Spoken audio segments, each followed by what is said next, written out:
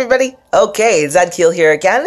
And so with me wanting to teach everybody on how to wake up, this is lesson 1. So the first thing we're going to go through is the rules. It is the rules to the game of life. And again, I want you to really think of life as a game. And I know that sounds, people are going to be like, oh no, Clip, you're being way too you gotta take this seriously. Life is serious. It is. Life is a serious opportunity. It is an opportunity that you should take seriously, but in the pursuits to understand yourself and in the pursuits to be happy. You should never pursue happiness, to be happy, to experience new things, to feel joy, to feel love, to have the physical sensation, to be with your partner, to be with your children, for cuddles and so forth. That's what you should take seriously. Believing in things like the government, that is something you shouldn't take seriously. And again, you can go like, well, but again, if you're watching me, you should already know that the government is basically an evil entity there to control you. Anyway, so one of my first rules that you needed to do in order to wake up practically is you need to know the rules. And if you haven't watched my previous video, which I made with Lip, for our new Ark of the Covenant, I recommend you go on and go give that a watch. If not, I'm just going to be more so explaining in more detail the reasons behind these rules, and why they are so important. So, in number 1 was all human flora and fauna life are equal to each other and in the eyes of Source. It is one of those things where, as we have woken up and been able to see the world, see our brethren, and see everybody in such pain, and it is because we do not equal each other. We do not feel that we are inferior to another individual, or we feel that they are superior to us, or an individual, or something or thing.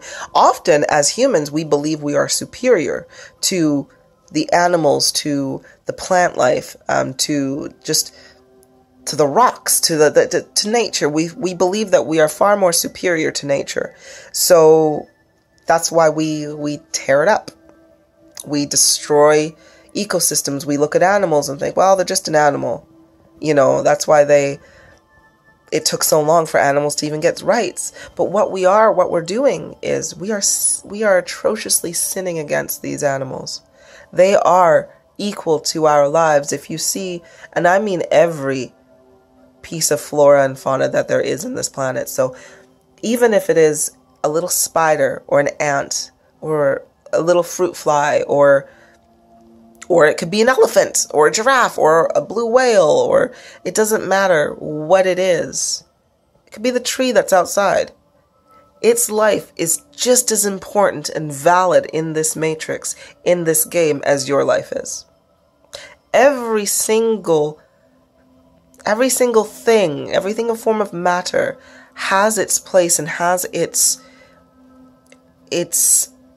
program, if you can say, that, because the matrix is a self-balancing program, or this is a self-balancing game. So if we go out of balance, it will automatically correct itself. So you have to appreciate that everything, if that spider is placed there, it is following through on its purpose or its program.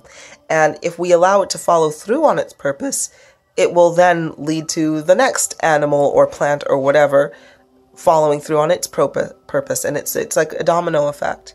And when we as humans believe that we are superior to this, and we go in there and that spider, and we kill it, we have disrupted the process. And now our environment, our matrix, our game has to readjust itself to find balance, because you've just killed that spider. I know that sounds terrible, but well, you may think like, oh, it's just a spider, but it is valid. Killing that spider is just as important as, or just as sad as if a human life was lost, or if an animal life was lost. It's just not decimating a tree, that tree that has been standing there for 200 years because we feel like we need paper. That tree's life may have supported so much other life. But because we thought we were superior and we removed it, we've buggered it up. So that is what we need to realize. When we understand that all life is equal to ourselves, and especially in the eyes of Source, then we are committing we are being lower frequency vehicles or avatars or spirit. Well, our spirit's never lower frequency, but we are being lower frequency individuals when we disrupt this. So that's one. No human or animal can be governed by any other human or animal. Only you can govern yourself. That's going to be one of the hardest ones for a lot of people to understand, because when you understand that all of the resources on Earth, shelter, food, warmth, water, these are all things that you were born into, that you are entitled to. Every single one of us. We're all entitled to it, but yet none of us have control of it. And we cannot govern anybody else but ourselves. So we cannot have a government say that you can only drink this water. Or we cannot have a corporation come and say, I purchased this land, it is mine. Because it is not. It belongs to everybody and nobody at the same time. And we cannot have a select few individuals come and tell us that we have to put this into our bodies. Vaccinations, for example. We cannot have an individual that we've not seen, feel, heard, understood the reasoning, but have understood their heart. We cannot have any other person come to us and tell us, you are not worthy. You are not educated. You are not beautiful. You don't work hard enough. When we have somebody come and say that to us and we actually internalize it and go, oh, I'm not educated. Oh, I'm not beautiful. Oh, I'm not. We are allowing that individual or that entity or that governance or that whatever to affect our free thought. And when our free thought is affected, our actions are then affected.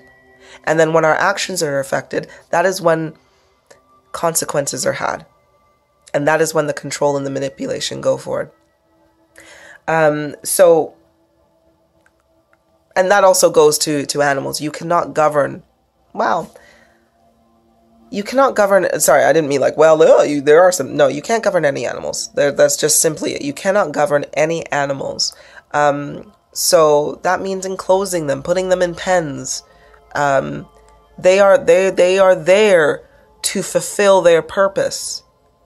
You know, the wolves are there to keep the deer population down, because if the deer population is too high, the deer will eat all the shrubs. And if the deer eat all the shrubs, the trees cannot take root because they've been eaten. If the trees can't take root, when the water rains, it's going to take away the sediment and the dirt. So the river is going to expand. And then this once beautiful valley that had trees everywhere that incorporated so many different habitats and so many different species is lost because we took away some wolves. Because we didn't respect them. We thought they were pests. But now we've just bloody well altered the whole ecosystem. So, or we can't enclose certain animals, or they annoy us, so we're removing them. So, because it's like I said, we remove something, we govern something else, we screw up the flow. What can I say? So you got to stop that. And that also goes to, and this is a harder one as well, parents governing their children, or parents controlling the lives of their children. Don't get me wrong, kids need their parents for guidance, but after a certain, or to look after them. But after a certain age, you cannot govern your child anymore.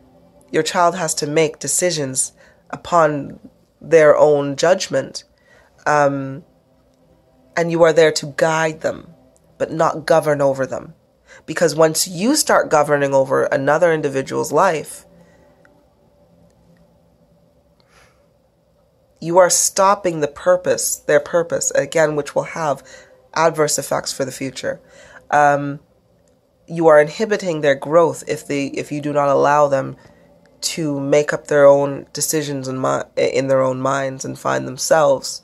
When you let another person govern you, you let that person make decisions in your life, which is not necessary. You can make your own decisions. And it is how we all, when we govern ourselves, we do what we want. And when we do what we want, we fulfill our purpose. We guide, we run with nature, and we achieve happiness.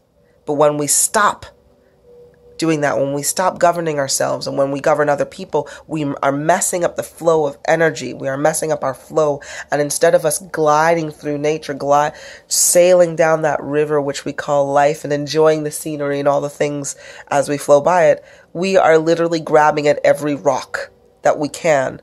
But the thing is, when we grab onto a rock that's in the middle of the river, yeah, we're out of the water, but we're stuck. We can't flow. We go nowhere.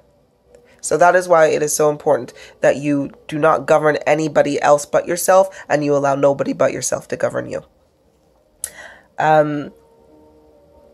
Number 3, no animal fauna can be consumed by humans. So what we mean by that is that you cannot eat any other living thing that has a heartbeat. Because it's not necessary. When we choose to eat another animal, another person, we are choosing to disrespect them. It is like most people are grossed out by cannibalism. Same thing. If you look at somebody and they are roasting a sirloin steak, and then you find out it's a human part of a human body part, you are disgusted. You want to throw up. It's disgusting. Whether it be human flesh, pig flesh, cow flesh, chicken flesh, fish flesh, insect flesh, any other kind of flesh, if it had a heartbeat, that is the same as human flesh.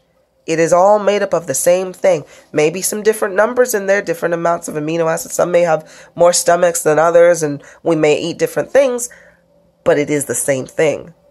And when you can be so disrespectful as to sin that hard against another being that is equal to yourself, your spirit can't communicate with that. It's too lower frequency. And it draws too much to actually physically kill another thing that had a heartbeat. It is the opposite of love. And if your spirit is love, you need to resonate with that love. You got to go higher with that love frequency. But as soon as you kill something, total lower frequency activity. And that is whether you are doing it directly or indirectly. You can say, I've never killed a fly, but if you go buy chicken at the grocery store, you are killing it indirectly because it is being produced for you, or it is being killed on your behalf so that you can consume it. And you consent to it because you purchase it. So yes, no animal flora or fauna can be consumed. All right, in the next video, we are going to go through number 4, 5, and 6. Alrighty.